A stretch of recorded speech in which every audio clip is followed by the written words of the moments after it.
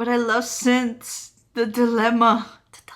Hey guys, my name is JAde, in case you're new here. A few weeks ago I made a video saying how I was going all into modular, how I was over DALL-E setups, which is still true. I am over DALL-E setups. Like, I don't want a hardware sequencer controlling 10 different synths, having to turn everything on, doing all that. Like, I'm over that.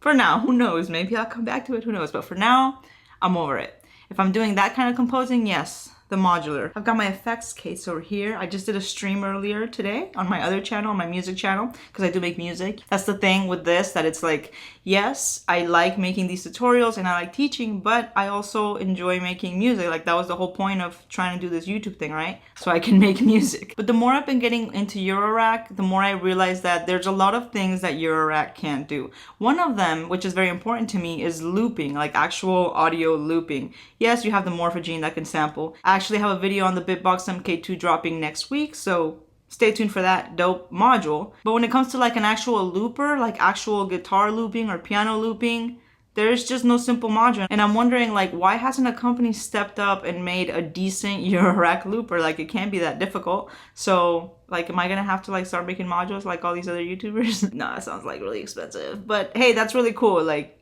that's cool that YouTubers are making Eurorack modules. Like, that's freaking awesome. That's the dream, right? I'm calling somebody out. Like, there's a million companies out there. Somebody make a decent looper. But that's just one of the things that, like, you know, I always feel like I'm missing, especially because I really like playing my live instruments, guitar, piano, synthesizers, and I love synths. So that's the other thing.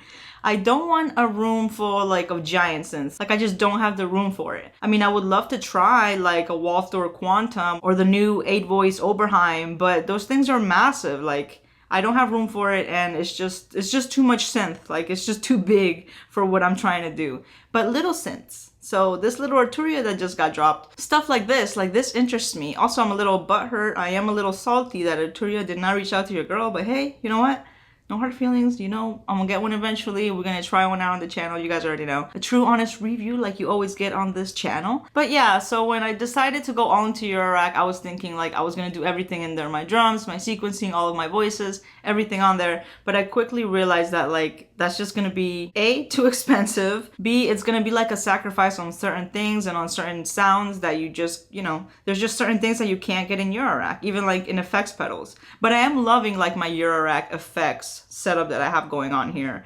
So one of the things that I am gonna like keep pursuing is the Eurorack effects, because it's amazing just having all your effects there, not having to deal with like a bunch of cables doing this and that. Cables, I know y'all already, oh my god, I thought modular is all cables.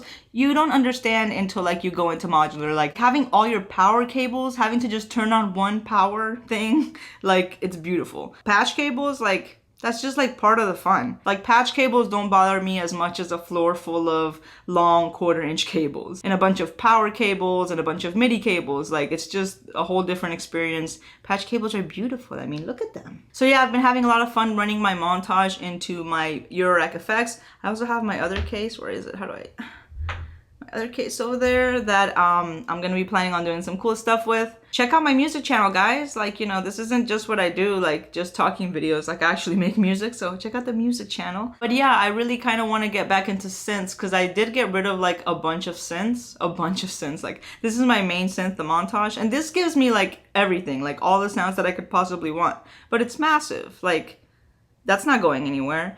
I also really am loving the Jupiter XM, this little guy over here. And I'm kind of bummed out that the new Arturia Mini Freak doesn't have a built-in speaker. I really wish more companies would follow the built-in speaker line, like an actual usable built-in speaker. Because the speaker on the Jupiter XM, guys, it's freaking amazing. Like, it's the best speaker on a portable synth that I've ever played with. And I'm sure a lot of you are like, whoa, it had a built-in speaker? It wasn't even like advertised like that. It has an amazing built-in speaker. I'm gonna be making a video on the Jupiter XM soon, so stay tuned. But yeah, like, battery powered and built-in speaker, like, that's what I want. You know, like, I don't want to be tied to a cable and all this extra stuff. Like, that's what I want from a little synth. Still looks cool though. I am gonna try. I want to try it. But I think that's the route that I'm gonna go. Like, yes, I love synths. I'm a keyboard player. You know, I can't escape it. I can't escape it. These are first world problems. But when I do start up my synth collection again, you know, because it's already an idea, it is gonna be like the smaller, like probably like 3 octave synths. Like, I don't have room for like giant 6 octave, 8 octave keyboards. That's when things start getting like a little too complicated, like stacks of keyboards that are just in places where you can't reach them. I would much rather have like a small synth that I can like put right under my Eurorack effects rack and just jam. Because like I said, I don't want like 10 synths being controlled by a sequencer. And if you're doing it that way, good for you. Like, you know, no hate at all. I did it that way for a very long time. But I feel like when I just sit down and play keys, and now just like playing keys and being able to like tweak the effects live, that's been a lot of fun. So I do have a bunch of Eurorack videos that I'm working on. I'm going to be dropping new videos every week, so stay tuned. But that's not all that I'm going to be doing. I really want to do some stuff with guitar, maybe like start getting some guitar pedals to demo in here. I just got the hologram, which is really cool looking. I haven't tried it yet, but I've heard very good things about it, so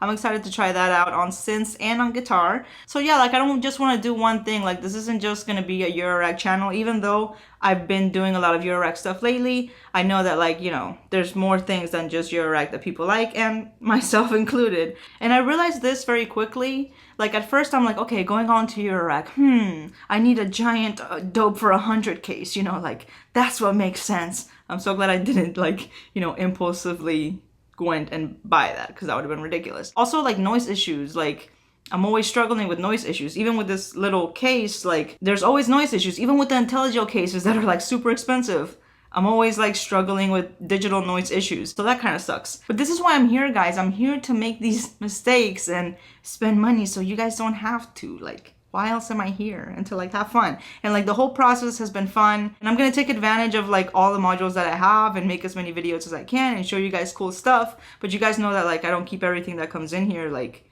how? Like there's absolutely no way. Like I'd be a freaking hoarder and get nothing done. And like look at these aesthetics, bruh. I mean, I know this whole vibe is completely like opposite, but like, you know, this is just for filming, guys. Like, and it still looks fly. Like, come on, this is better than like a white room. I didn't even plan to have this guitar in the background. I just had nowhere else to put it, but it looks kind of nice there. But what I was getting at was that I realized very quickly that I kind of always go back to the same modules. Like, yes, I have tried a bunch of new effects that I really like, but Rings into Clouds, Variegate 4, Voltage Block, I feel like Plonk, you know, like those are the modules that I really like. And yes, a bunch of effects, but I don't need a giant modular case to achieve those types of sounds. And I'm glad that I realized that sooner than later, because just like with modular, like it can be like buying a whole bunch of gear. Like it's no different, you know, having a bunch of modular than having a bunch of hardware synths, except it's just a little more organized. Unless you have like a bunch of modules laying around because you have more modules than cases. And that's definitely a thing, like that totally happens. But just remember to have fun with it. Like if you're not having fun with it, then you're doing it wrong. So yeah, smaller synths, not necessarily mini keys, but I'm thinking like 3 octaves, probably slim keys, because there are like different sizes. Like there's mini keys, there's slim keys, there's like so many different types of key sizes, and I really don't mind any of them. But I love playing synths and running them through effects, so that's probably what I'm gonna do once I make all my tutorials that I plan on making. And yeah, so more synths coming. Like, yeah, you know, already switching it up. I'm sorry. I know y'all love these type of videos. You guys thrive on this. You guys thrive on me trying to figure stuff out. But hey, you know what? That's fine. I'm fine with it. Like, you know, I love you guys. The ones that are here for like the fun, not like the trolls. Y'all can, you know. I think that's it for this video. If you guys are planning on buying any gear, this Arturia case, the Jupiter XM, any gear that you've seen me use on my channel, check out sounds.com. They have fast free shipping and hassle-free returns, and you also help out the channel every time you guys buy something because they are affiliate links. That's it, guys. Stay fly, and I'll catch you in the next one.